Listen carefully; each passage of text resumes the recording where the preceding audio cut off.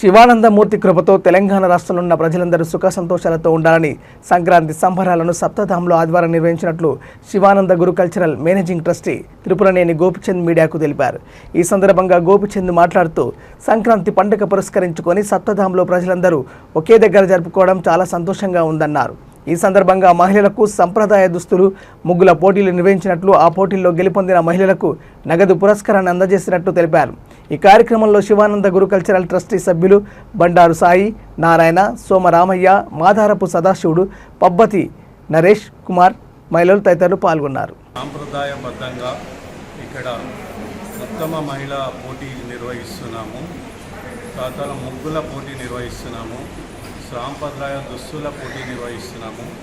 ఇప్పుడు గోపి అనే చెప్పినట్టు ఇక్కడ ఉత్తమ మహిళా పోటీ అంటే ఏంటి అంటే ఒక గృహిణికి ఉండే బాధ్యత ఏంటి, వాటి మీద ఆబ్జెక్టివ్ టైప్ క్వశ్చన్స్ ఇచ్చాము.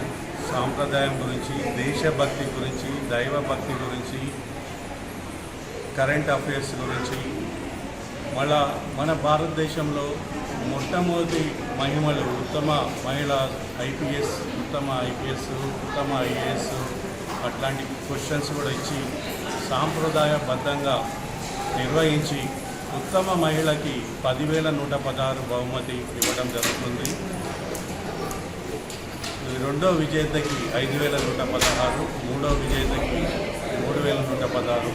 ముగ్గుల పోటీలో కూడా ఉత్తమ ముగ్గు మహిళకి 3,116, రెండో పోటీ విజేతకి 2,116, మూడో విజేతకి 1,116 ఇవ్వడం జరుగుతుంది.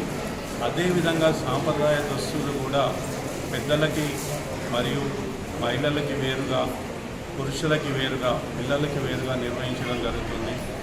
ఇదంతా కూడా ఎందుకు చేయాలి అంటే అందరూ కలవటమే ఒక పండుగ అన్నారు గురువుగారు. పండుగ అంటేనే అందరూ కుల మతాలు రహితంగా అందరూ కలిసి ఒక్కచోట చేసుకోవడం పండుగ అన్నారు. అటువంటి ఇంట్లో చేసుకుంటే ఒక నలుగురు కలిసి చేసుకుంటే ఒక పండుగ అయితే ఇక్కడ దాదాపు 500 మంది ఇక్కడ కలిశారు. వివిధ ప్రాంతాల నుంచి వచ్చారు, హైదరాబాద్ నుంచి వచ్చారు, కరీంనగర్ నుంచి వచ్చారు, ఇతర రాష్ట్రాల నుంచి కూడా వచ్చి ఈ పోటీలో పాల్గొనడం జరుగుతుంది. మన సాంప్రదాయాన్ని మనం కాపాడడం కొరకే ఇది నిర్వహిస్తున్నాము. రాముని ఉత్తమ పురుషుడని ఎందుకంటారు అని గురుగారు ఏం చెప్పారంటే ధర్మంలో ఉన్నాడు కాబట్టి ఉత్తమ పురుషుడని చెప్పడం జరిగింది. అలాంటి ధర్మాన్ని, సనాతన ధర్మాన్ని పునరుద్ధరణ చేయడమే మన వంతు. వేడుకలను జరుపుకోవాలని ఎప్పటి నుంచో మనం సంక్రాంతి వేడుకలు చేస్తున్నాము.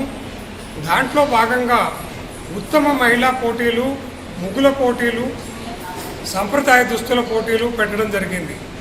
ఉత్తమ మహిళా పోటీల్లో అన్ని చోట్ల మనం చూసినట్టుగా ఫ్యాషన్ షోనో లేదా ఏదైనా ఛాలెంజెసో ఇచ్చి వాటిని చేయమనడం కాకుండా ఒక మహిళ, పెళ్ళైన మహిళ ఒకవేళ వాళ్ళు ఎమర్జెన్సీలో ఉంటే ఏ నెంబర్కి కాల్ చేయాలి అంటే అందరూ 100 అని చెప్తారు, కాదు దానికి వేరే నెంబర్ ఉంది.